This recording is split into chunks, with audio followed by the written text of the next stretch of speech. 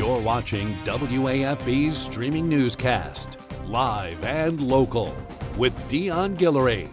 This is 9 News at 5:30. We start streaming tonight at 5:30 with what you could call a midweek refresher. We're tracking a cold front bringing rain and another cool down to our forecast. Jeff Morrow standing by tonight with all of that. Jeff.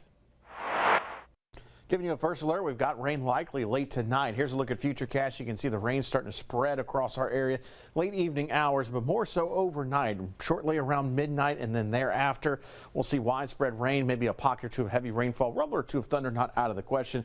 We're not expecting active weather though, and then the front continues to push down towards the coastal parishes as we get towards the early morning start on Wednesday. So for the roadways, we could see some wet slick spots for the morning commute on Wednesday, but most of the rain itself will have exited off towards the east or towards the south. So you see some striping here of green across portions of the viewing area. That's indications of the possibility of 1+ inch of rainfall totals, but you can see the vast majority of us expect to receive less than ½ of an inch of rainfall. So this time around, we're not really anticipating any active weather threats in terms of severe weather or flood concerns. We'll talk about the drop in temperature behind this front a little bit later in the show. Dion?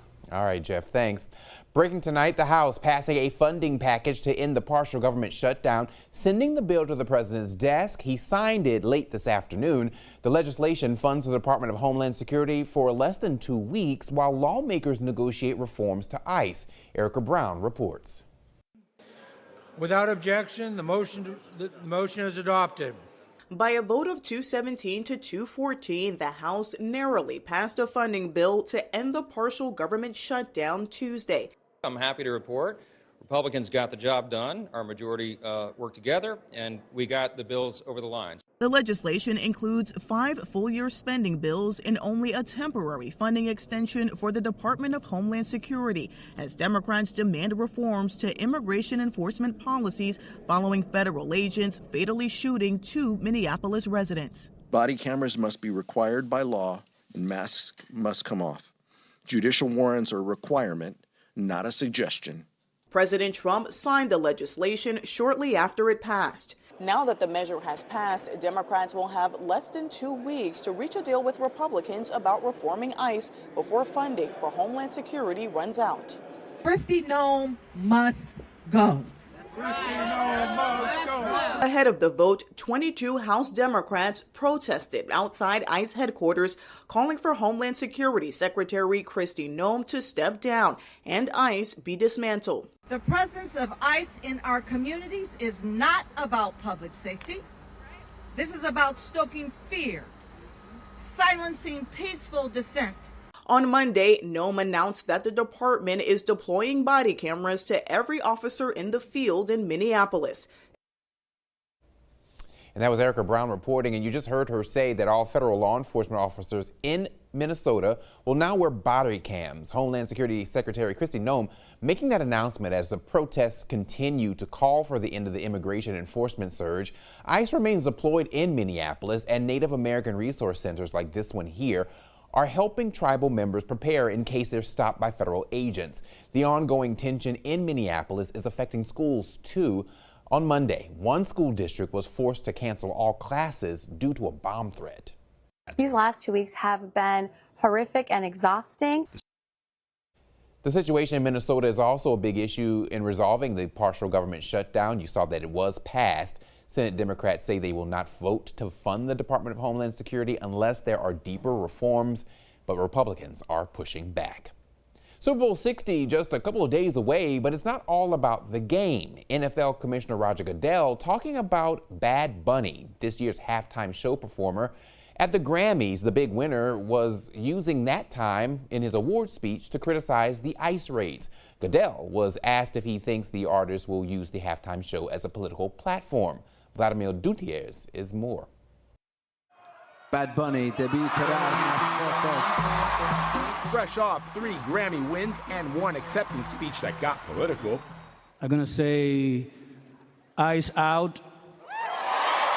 Many are wondering if this year's Super Bowl halftime headliner, Bad Bunny, will do an encore. NFL Commissioner Roger Goodell says no. This platform is used to unite people and to be able to bring people together with their creativity, with their talents, and to be able to use this moment to do that. And I think artists in the past have done that. I think Bad Bunny understands that, and I think he'll have a great performance. Bad Bunny has never shied away from speaking out. The singer has said he avoided tour dates in the U.S., saying ICE could be outside my concert, and it's something that we were talking about and very concerned about. Instead, the artist did a run of shows in his native Puerto Rico last year that attracted 600,000 visitors, garnering the island an estimated $200 million. The halftime show would be Bad Bunny's first concert in the U.S. since 2024. In previous performances, artists like Beyoncé, J-Lo, Eminem, and Kendrick Lamar used the stage to speak out over their own political stances. I never heard of him. I don't know who he is. I don't know why they're doing it. It's like crazy. President Trump said he will not attend this year's game, but DHS Secretary Kristi Noem said ICE will be there. I see no change in that. In the preparations for the Super Bowl, the federal government is a big part of that, including this administration, every other administration before that. Vladimir Dutit, CBS News, New York. A Winter Olympics venue is removing the word ice from its name. U.S. figure skating, USA hockey, and U.S. speed skating created a hospitality space in a Milan hotel. It's for Olympians and their families to hang out, watch events, and hold medal ceremonies. They named it the Ice House, but have now said they are changing that to Winter House. The change comes after the Trump administration said it would send ICE agents to Italy to help with security. Protests have been taking place in Italy and the U.S. over the plan to send immigration agents to the games. President Donald Trump is demanding that Harvard University pay $1 billion to restore federal funding. It comes as the president accuses the elite college of having issues with anti-Semitism and wants to withhold research money from them. A judge's order is blocking that effort, and the Trump administration is now working to appeal it. The Education Department says negotiations with the school are still ongoing. Bill and Hillary Clinton have agreed to testify in the House Oversight Committee's investigation into Jeffrey Epstein. According to their legal team, the former first couple will appear for depositions on a mutually agreed upon date. The Clintons were subpoenaed late last year, but initially refused, calling the request legally invalid. The committee later recommended holding them in contempt of Congress. The man charged with killing Charlie Kirk has a hearing in a Utah state court. It's over whether the prosecutor's office should be removed from 22-year-old Tyler Robinson's case. The defense alleges a conflict of interest. That's because the prosecutor's 18-year-old child was in the crowd when Kirk was shot. The county attorney's office denies a conflict of interest and says the adult child did not see the shooting nor anyone with a gun. Well, it's been more than 48 hours since Today Show host Savannah Guthrie's mother was taken from her home in Tucson, Arizona. The Pima County Sheriff had no updates today, but says authorities are chasing many leads as they search for Nancy Guthrie. Andres Gutierrez reports. We don't know where she is. A tough admission from Pima County Sheriff Chris Nanos, who provided little news Tuesday on the disappearance of 84-year-old Nancy Guthrie, mother of Today Show host Savannah Guthrie. We do believe that Nancy was taken from her home against her will, and that's where we're at.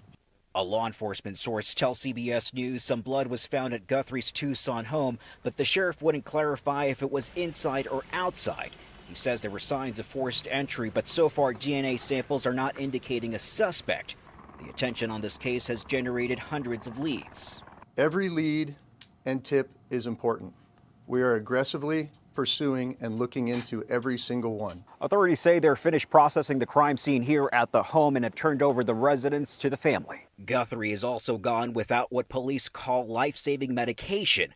Savannah Guthrie is in Tucson assisting with the investigation and has hired a private security team. Police are not saying if this was a targeted or random crime, but have stated residents do not have to worry about a general threat to the community. Andres Gutierrez, CBS News, Tucson, Arizona.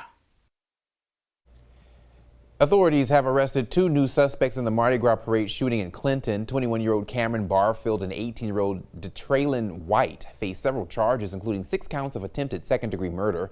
6 people were hurt, including a child. We have a really good crew that I believe is going to get to the bottom of everything. White is currently in the East Feliciana Parish Prison tonight. Barfield is in the East Baton Rouge Parish Prison and will be moved to East Feliciana Parish. 6 people in total have been arrested in this case.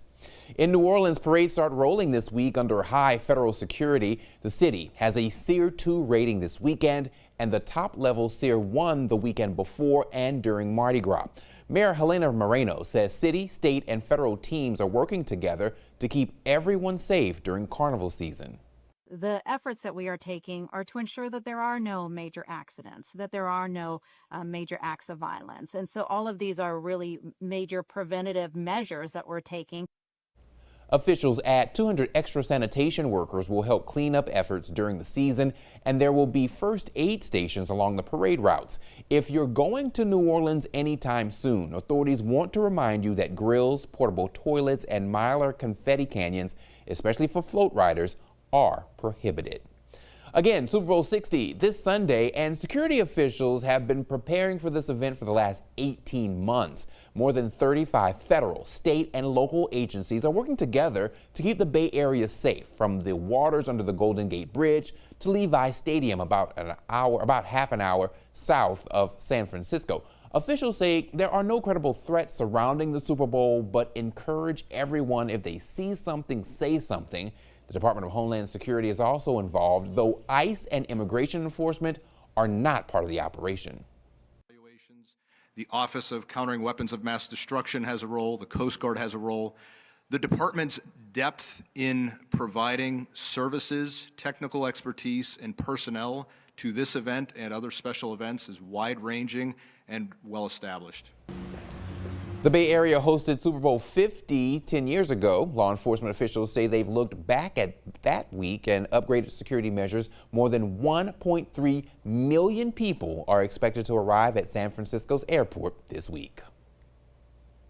Well, a little history lesson for you. Today marks 156 years since the ratification of the 15th Amendment. It banned U.S. states from preventing men of color from voting. Women of all races had to wait another 50 years for the right to cast ballots. Neither constitutional amendment was enough to guarantee Black Americans could access the polls. The Voting Rights Act of 1965 enforced the right to vote for all adult citizens. And on this day in 2009, Eric Holder made history as the first African-American U.S. Attorney General. Sworn in by then Vice President Joe Biden, Holder reflected on his journey from Queens to the Justice Department, calling it a moment only possible in America. He served both terms of President Barack Obama's presidency, leaving office in 2015 after a tenure that included major milestones and controversy.